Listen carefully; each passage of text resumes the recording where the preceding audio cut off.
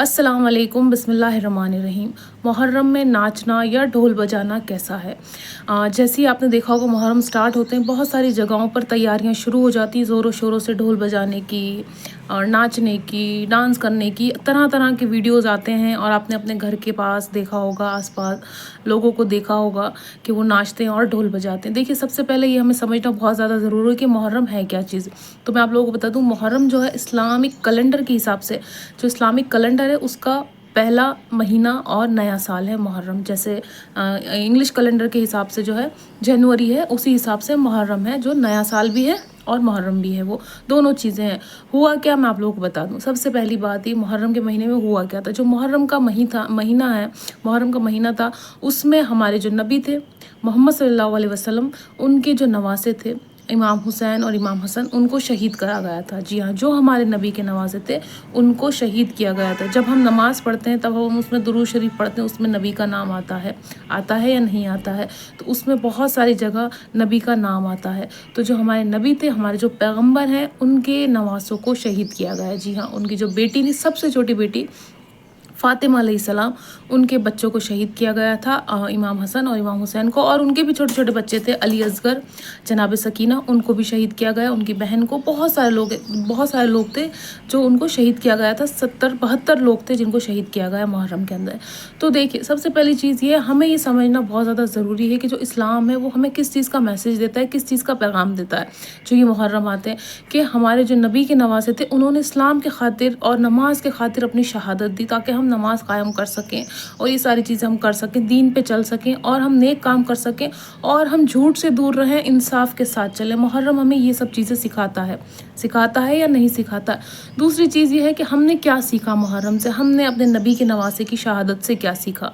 हमने क्या सीखा उससे कि हमें सब्र करना चाहिए। हम सब्र कर सकते हैं या नहीं कर सकते हैं। अगर हमारे अंदर सब्र नहीं है तो हम सब चीज़ें बेकार हैं। या फिर हम सही के साथ खड़े हो सकते हैं या नहीं खड़े हो सकते। मतलब जब उस टाइम, जब 1400 साल पहले जब नबी के नवासे थे, वो सही के साथ खड़े थे, गलत के साथ नहीं खड़े थे।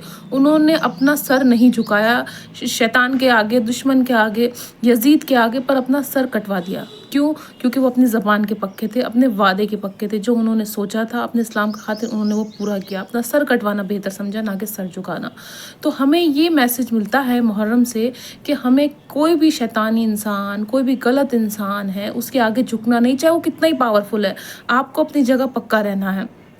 तो हमने उस चीज़ से सब्र सीखा, हमने उस चीज़ से कुर्बानियाँ सीखी कि देखिए, हम दीन के खातिर और इस्लाम के खातिर कुर्बानियाँ दे सकते हैं और देनी भी चाहिए। क्यों नहीं देनी चाहिए? जब हमारे नबी के नवासे दे सकते हैं, नबी के घर वाले दे सकते हैं, अहले बैत दे सकते हैं, तो हम कौन सी चीज़ हैं।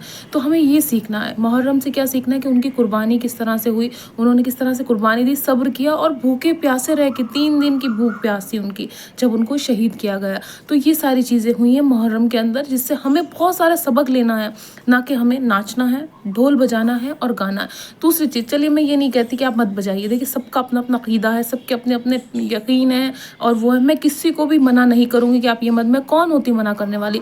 पर मैं कहती हूँ, पहले हमें ये समझना है कि मुहर्रम है क्या, मुहर्रम से हम क्या सीख सकते हैं, मुहर्रम में हुआ क्या था, हमें ये सीखना है।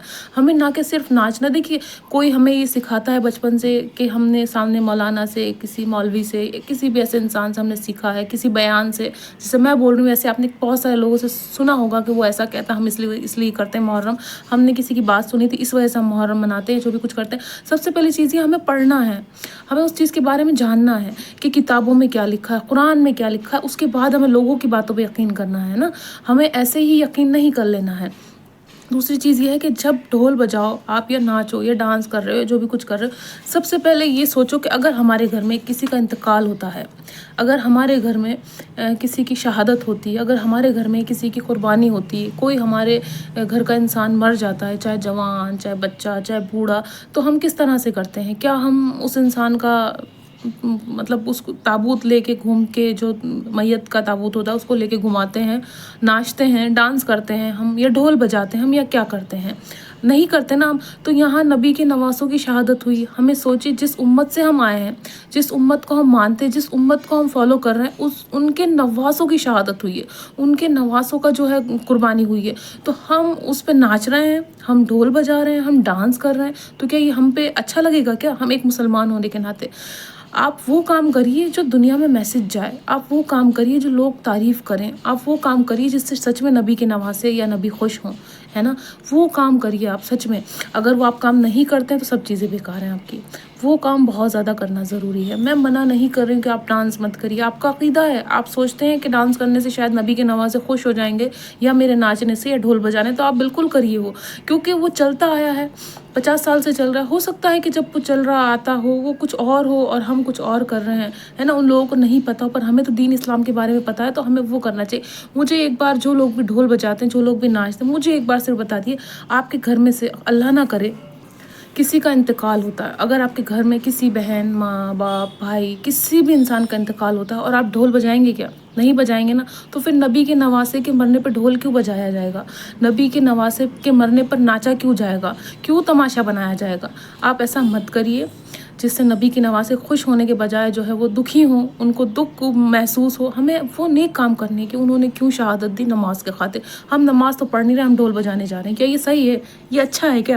ہے نا. یہ تو دشمنوں والا کام ہے. مطلب ہم دشمن ہیں کیا نبی کے نواسوں کے؟ نبی کے دشمن ہیں کیا ہم؟ کیا آپ مرے تو ہم خوشی منا رہے ہیں؟ دیکھیے سب سے اچھی چیز یہ ہے کہ اگر آپ سبیل لگا رہے ہیں، سبیل مطلب جو پانی کا کچھ لوگ لگاتے ہیں، پانی لگاتے ہیں، پلاتے ہیں لوگوں کو، پیاسے لوگوں کو پانی پلاتے ہیں، بھوکے لوگوں کو کھانا کھلاتے ہیں. آپ جو لنگر کر رہے ہیں، آپ جو حلیم بنا رہے ہیں، آپ بریانی بنا رہے ہیں، مجھے اس چیز سے کوئی تکلیف نہیں ہے، مجھے اس چیز سے کوئی پریشانی نہیں. وہ آپ کریے. کسی کا پیٹ بھر رہا ہے تو کسی کا پیٹ بھرنا، کسی کو کھانا کھلانا تو کوئی بری بات نہیں ہے، اچھا کام ہے. یہ تو بالکل نیک کام ہے. جو لوگ یہ کہیں گے کہ نہیں کھانا بھی نہیں کھلانا چاہیے، نہیں، بالکل کھلائیے ان کے نام سے.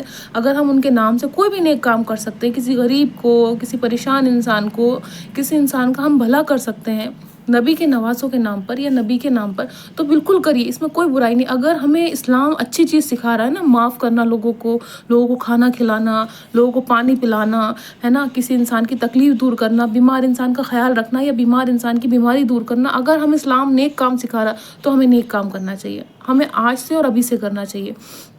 میں یہ نہیں منع کروں گی کہ آپ کھانا کھلانا بند کر دو یا آپ پانی پلا رہے ہو بند کر دو، شربت پلا رہے ہو، وہ بالکل کریے. تو بہت اچھا کام ہے، یہ نیک کام ہے، یہ کریے. پر ناچنا، گانا، ڈانس کرنا، یہ سب چیزیں ہم مسلمانوں پر شوبھا نہیں دیتی. ہم ڈھول کب بجاتے ہیں؟ بہت سارے مسلمانوں نے بند کر دیا ہے شادیوں میں ناچنا گانا. پر بہت سارے مسلمان کب ڈھول بجاتے ہیں؟ جب ان کے گھر میں شادی ہوتی ہے، جب کوئی خوشی کا موقع ہوتا ہے تب بجاتے ہیں نا. غم کے موقع پہ بجائیں گے کیا آپ بتائیے مجھے. آپ کیا غم کے موقع پر اپنے گھر میں ڈھول تاشے تماشے کریں گے؟ نہیں کریں گے. پھر نبی کے نواسے کے مرنے پر ڈانس کیوں کرنا ہے، ناچنا کیوں ہے، ڈھول کیوں بجانا؟ خود سے سوال کریے. آپ کے آس پاس کے لوگ کرتے ہوں گے، میں منع نہیں کر رہی ہوں کہ نہیں کرتے ہوں گے، وہ کرتے ہوں گے، ان کو کرنے دیے نا.